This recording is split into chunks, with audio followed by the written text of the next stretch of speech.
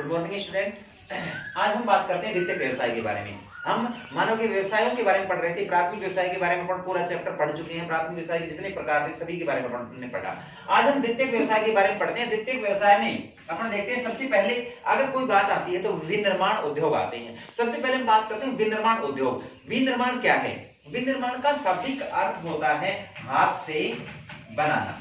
विनिर्माण का शाब्दिक अर्थ क्या होता है? हाथ से बनाना। और विनिर्माण का मतलब होता है, विनिर्माण का शाब्दिक अर्थ हाथ से बनाना, जबकि विनिर्माण का मतलब होता है किसी भी कच्चे और पदार्थ को मूल्यवान उत्पाद के रूप में बदलना। किसी भी कच्चे पदार्थों को मूल्यवान उत्पाद के रूप में बदलना और उसकी उपयोगिता का सर्जन करना, उसमें मूल्य वृद्धि का सर्जन करना, ये सारी चीजें जो हैं वो विनिर्माण कहलाती हैं। और इस प्रकार का कार्य करने वाले उद्योगों को हम विनिर्माण उद्योग की श्रेणी में रखते हैं। आज की अगर हम बात करें, विनिर्माण उद्योगों को द्वितीयक व्यवसाय में रखा जाता है और द्वितीयक व्यवसाय जो है उसका उत्पादन में बहुत बड़ा योगदान रहता है। अगर हम बात करें इन उद्योगों की या इन द्वितीयक प्रकार के व्यवसायों की, जिसे हम कहते हैं विनिर्माण उद्योग, ये किस स्थान पर स्थापित किए जाते हैं, इनकी अवस्थिति को प्रभावित करने वाले जो कारक हैं वो कौन कौन से हैं? अगर कारकों की बात करें, अवस्थिति को प्रभावित करने वाले में सबसे पहले आता है कच्चा माल। किसी भी उद्योग को, किसी भी विनिर्माण उद्योग को ऐसे स्थान पर स्थापित किया जाता है जहां पर कि उसे कच्चा माल जो है आसानी के साथ प्राप्त हो जाए, क्योंकि किसी भी उद्योग की सबसे पहली आवश्यकता कच्चा माल है। उस कच्चे माल की ही उपयोगिता का सर्जन करके उससे ही मूल्यवान वस्तुओं का निर्माण किया जाता है। अगर हम बात करें सूती वस्त्र उद्योग की, सूती वस्त्र उद्योग के लिए कच्चा माल कपास चाहिए। इसके अलावा हम बात करें चीनी उद्योग की, चीनी उद्योग के लिए कच्चा माल जो है वो गन्ना चाहिए। इसके अलावा बात करें लौह इस्पात उद्योग की, उसके लिए कच्चा माल जो है लौह अयस्क चाहिए। तो ये सारी चीजें जिन क्षेत्रों में प्राप्त होती हैं, अधिकांशतः उद्योगों को उन्हीं क्षेत्रों में स्थापित किया जाता है, ताकि परिवहन पर लगने वाला मूल्य, परिवहन पर लगने वाली लागत जो है वो कम से कम हो, ताकि वस्तु के निर्माण में कम लागत लगे और वस्तु का मूल्य जो है वो सामान्य रह सके। इसके लिए कच्चे माल के निकटवर्ती क्षेत्रों में ही अधिकांशतः उद्योगों को स्थापित किया जाता है, परिवहन मूल्य को बचाने के लिए।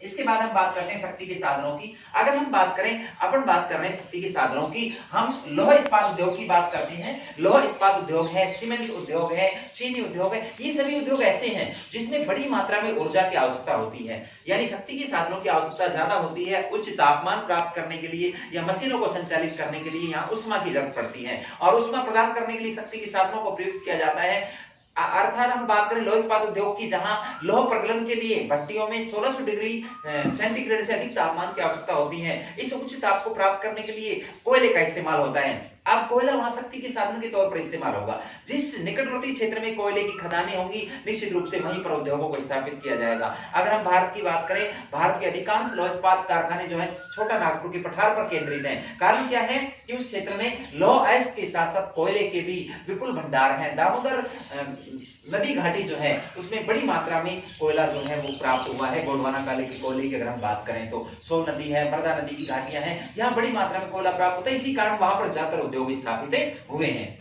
इसके बाद हम बात करते हैं परिवहन और संचार के साधनों की।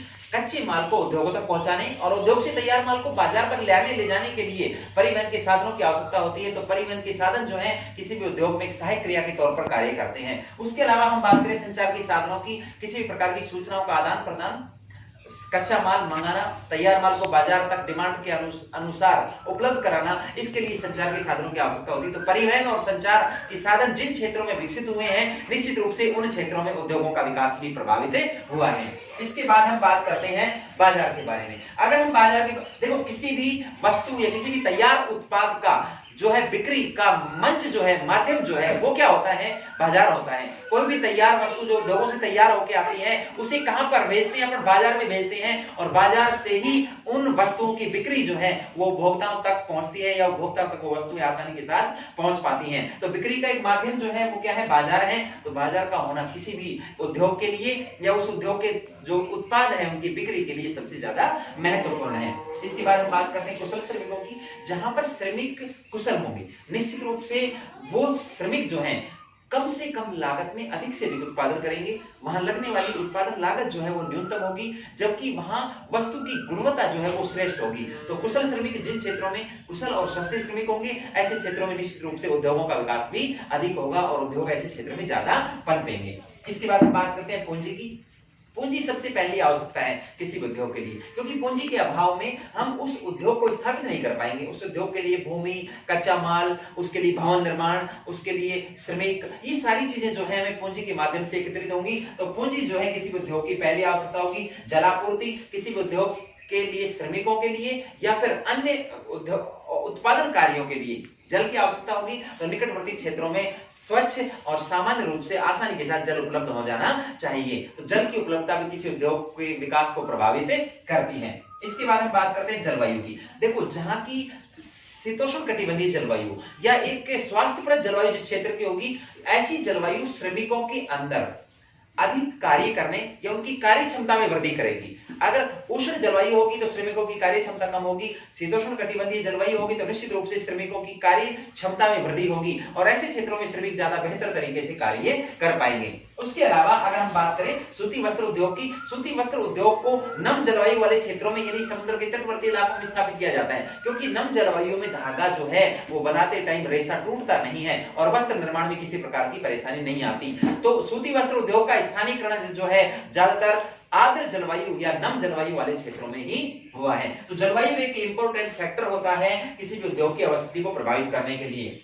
इसके बाद हम बात करते हैं उच्च तकनीकी ज्ञान। जिन क्षेत्रों में तकनीकी ज्ञान उच्च लेवल का है, ऐसे क्षेत्रों में उच्च तकनीकी ज्ञान की वजह से कम लागत लगाने के बाद अधिक से अधिक उत्पादन की प्राप्ति होती है, जिससे वस्तु के निर्माण पर लगने वाली लागत न्यूनतम हो जाती है और वस्तु का विक्रय मूल्य जो है वो भी कम होता है। ऐसे में हर उपभोक्ता ऐसी वस्तु को आसानी से खरीद सकता है। तो जहां उच्च तकनीकी हम बात करें, जिन क्षेत्रों की तकनीक लेवल उच्च है, ऐसे क्षेत्रों में निश्चित रूप से कम लागत लगाने के बाद अधिक उत्पादन की प्राप्ति कम समय के अंदर होती है। तो उच्च तकनीकी ज्ञान भी उद्योगों की अवस्थिति को प्रभावित करता है। अंतिम कारक है सरकारी नीतियां। सरकार की नीतियां उद्योगों के प्रति कैसी हैं, सरकार का रुख औद्योगिक स्थापना के प्रति कैसा है, इस चीज का भी बड़ा फर्क प्रभाव पड़ता है उद्योगों की स्थापना पर। क्योंकि देखो, हम भारत की बात करें तो 1991 से पूर्व भारत में सिर्फ सार्वजनिक क्षेत्र के उद्योगों को महत्व दिया जाता था, लेकिन 1991 में जो उदारीकरण की नीति अपनाई, उस उदारीकरण और वैश्वीकरण की नीति के अपनाने के बाद निजीकरण को प्रोत्साहन दिया गया और सार्वजनिक क्षेत्र के साथ साथ निजी उद्योगों की भूमिका भी बढ़ने लगी और भारत में तेजी के साथ औद्योगिक विस्तार हुआ,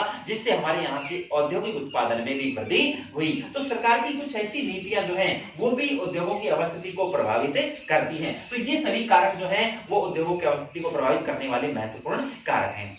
अब हम बात करते हैं उद्योगों के प्रकार के बारे में। देखो, अगर उद्योगों के हम प्रकार की बात करें तो आकार के आधार पर उद्योगों को हम 3 भागों में बांटते हैं। आकार के आधार पर 3 प्रकार कौन कौन से हुए?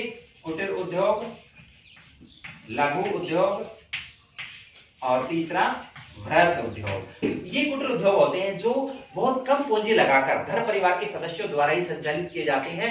इनमें लागत भी न्यूनतम होती है तो इनके द्वारा प्राप्त होने वाला उत्पादन भी न्यूनतम होता है। लघु उद्योग, इसमें श्रमिकों की संख्या 10 से अधिक किंतु 50 से कम होती है और इसमें पूंजी का निवेश जो है किसी एक व्यक्ति द्वारा या एक से अधिक 1 या 2 व्यक्ति द्वारा मिलकर इस प्रकार की पूंजी का निवेश किया जाता है। इसकी उत्पादक क्षमता जो है इन कुटीर उद्योगों की तुलना में ज्यादा होती है। वृहद उद्योग ऐसे विशाल उद्योग होते हैं जहां 100 से भी अधिक श्रमिक जो है वो कार्य करते हैं और इस प्रकार के उद्योगों में अधिक पूंजी का निवेश होता है। ये उद्योग जो है वो बड़े औद्योगिक उत्पादन के लिए जाने जाते हैं। तो आकार के आधार पर हम इसको 3 भागों में बांट सकते हैं। अगर स्वामित्व के आधार की बात करें, स्वामित्व के आधार पर हम उद्योगों को 3 भागों में बांटते हैं।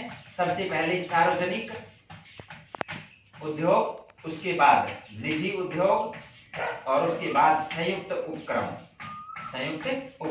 सबसे पहले बात करते हैं सार्वजनिक उद्योग की। ऐसे उद्योग जिनका स्वामित्व और संचालन जो है सरकार के हाथ में होता है, जिन पर पूंजी का निवेश सरकार द्वारा किया जाता है। ये उद्योग लाभ की भावना से प्रेरित नहीं होते हैं। इनका उद्देश्य उपभोक्ताओं को आसानी के साथ हर वस्तु उपलब्ध हो, ये इनका मूल उद्देश्य रहता है। ऐसे उद्योग जो है वो सार्वजनिक उद्योग कहलाते हैं। निजी लाभ की भावना से प्रेरित होकर निजी पूंजी का निवेश करके निजी व्यक्तियों द्वारा, जिनकी कमान निजी व्यक्तियों के हाथों में होती है, द्वारा स्थापित किए जाने वाले उद्योगों को हम निजी उद्योग कहते हैं। अब तीसरे प्रकार के जो उद्योग हैं वो बाद में पनपे, क्योंकि सार्वजनिक क्षेत्र के उद्योगों में कुछ कमियां थी, निजी क्षेत्र में कुछ अच्छाइयां थी। तो दोनों क्षेत्रों की कमियों को दूर करके दोनों क्षेत्रों की अच्छाइयों को एक साथ जोड़ने का प्रयास किया गया और सार्वजनिक प्लस निजी दोनों क्षेत्रों की भूमिका से तीसरे प्रकार के उद्योग पनपे, जिन्हें हम संयुक्त उद्योगों के नाम से या संयुक्त उपक्रम के नाम से जिन्हें हम जानते हैं। तो स्वामित्व के आधार पर उद्योगों को अपन कितने भागों में बांटते हैं? 3 भागों में बांटते हैं। इसके बाद हम बात करते हैं कच्चे माल के आधार पर उद्योगों के प्रकार। देखो अगर कच्चे माल के आधार पर हम बात करें तो सबसे पहले बात करते हैं कच्चे माल।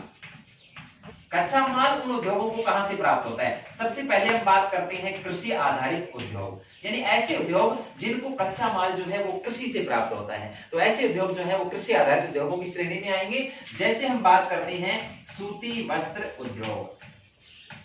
सूती वस्त्र उद्योग के लिए कपास चाहिए, कपास कृषि क्षेत्र से उत्पादित होती है, तो ये कृषि आधारित उद्योग हो गया। उसके अलावा चीनी उद्योग जो है वो भी किस पर आधारित है?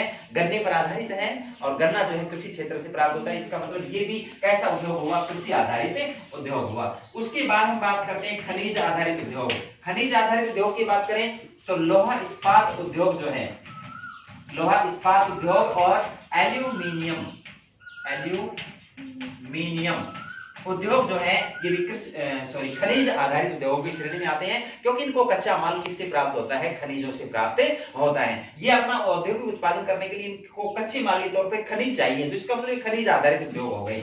उसके बाद हम बात करते हैं वन आधारित उद्योग। वन आधारित उद्योगों की अगर हम बात करें, ऐसे उद्योग जो अपने औद्योगिक उत्पादन के लिए वनों पर निर्भर हैं। वनों पर निर्भर होने वाले उद्योग कौन से हैं? जैसे फर्नीचर उद्योग। उसके अलावा कागज लुगदी, कागज जिसे तैयार होता है वो वनों से छाल या पत्तियां, उनसे एक लुगदी तैयार होती है, और लुगदी से क्या बनता है? कागज। तो कागज उद्योग जो है वो भी किस पर आधारित है? वनों पर आधारित है। उसके बाद हम बात करते हैं पशु आधारित उद्योग। ऐसे उद्योग जो अपने औद्योगिक उत्पादन के लिए कच्चा माल पशुओं से प्राप्त करते हैं। जैसे हम बात करें डेयरी उद्योग के बारे में, डेयरी उद्योग को कच्चा माल, दूध जैसे कच्चे माल जो है वो किससे चाहिए? पशुओं से चाहिए, तो इसका मतलब वो पशु आधारित उद्योग हो गया। उसके अलावा चमड़ा उद्योग जो है वो भी हमें चमड़ा पशुओं से प्राप्त होता है, तो चमड़ा उद्योग, जूते चप्पल जो उद्योग हैं वो भी पूर्ण रूप से किस पर आधारित है? पशुओं पर आधारित है। इसके बाद अंत में अपन बात करते हैं रसायन आधारित उद्योग, यानी ऐसे उद्योग जो अपने औद्योगिक उत्पादन के लिए रसायनों पर निर्भर है, केमिकल पर निर्भर है। जैसे रंग वार्निश उद्योग, रंग पेंट वार्निश उद्योग जो है, और प्लास्टिक उद्योग, ये ऐसे उद्योग हैं जो अपने औद्योगिक उत्पादन के लिए कच्चा माल जो है रसायनों से प्राप्त करते हैं, तो उन उद्योगों को रसायन आधारित उद्योगों की श्रेणी में रखा जाता है। तो इस तरीके से अपन उद्योगों को कच्चे माल के आधार पर 5 भागों में डिवाइड करते हैं, स्वामित्व के आधार पर 3 भागों में, आकार के आधार पर उनको 3 भागों में बांटते हैं। ये चीजें मैंने आपको बताई, इससे आगे अपन बात करेंगे नेक्स्ट क्लास में। धन्यवाद।